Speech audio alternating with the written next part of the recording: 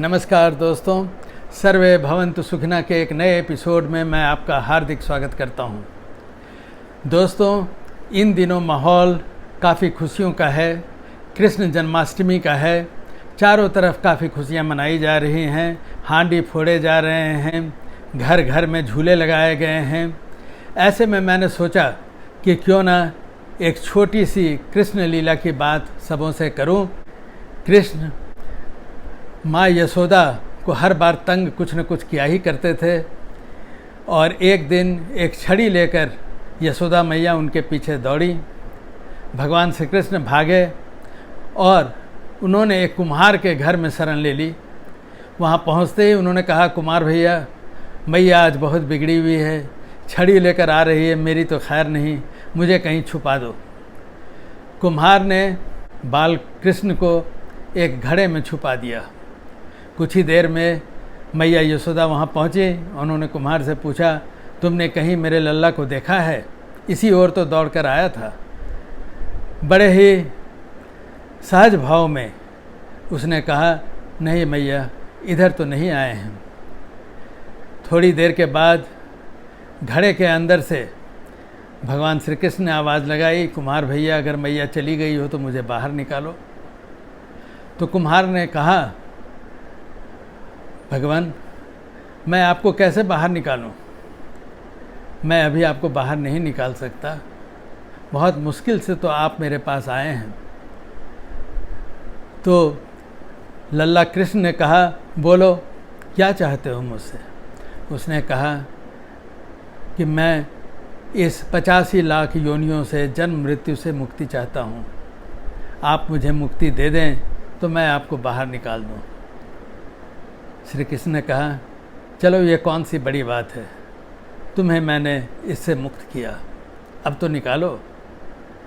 ऐसा कहने के बाद कुम्हार ने कहा, नहीं, मुझे कुछ और चाहिए। श्री कृष्ण ने कहा, चलो जल्दी बोलो, मैं यहाँ बैठा हुआ हूँ, मुझे बाहर निकालो। उसने कहा, ऐसा कैसे कि आप सिर्फ मुझे इसमें मुक्ति दें, मेरे परिवार का क्या होगा? आप मुझे और मेरे पूरे परिवार को इस जन्म मृत्यु के चक्कर से मुक्ति दें।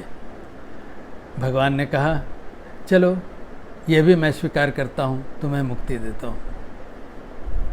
जब इतनी बात हो गई तो भगवान श्री कृष्ण इंतज़ार में थे कि अब निकालेंगे, लेकिन नहीं हुआ। तो उन्होंने कहा, अब क्या हुआ? अब तुम्हें क्या चाहिए? तुमने जो भी मांगा मैंने तो तुम्हें दे दिया।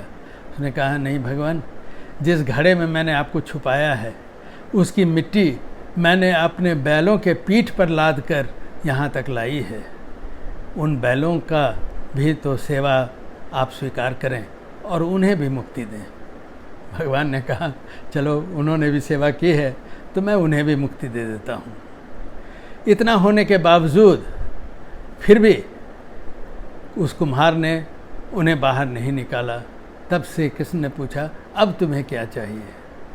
तो उन्होंने कहा, भगवान, हमारे और आपके बीच जो भी बातचीत हुई है, जो भी इस बातचीत को सुनेगा, जो भी इस घटना के विषय में सुनेगा, उसे भी तो मुक्ति मिलनी चाहिए, उसे भी तो आपका आशीर्वाद मिलना चाहिए।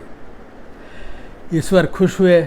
उन्होंने कहा, ठीक है, उन्हें भी मुक्ति मिलेगी। दोस्तों, इस कहानी की क्या महत्ता है? इसकी महत्ता ये है कि जो भगवान एक उंगली पर पर्वत उठा सकते हैं, क्या वो एक घड़े से बाहर नहीं आ सकते?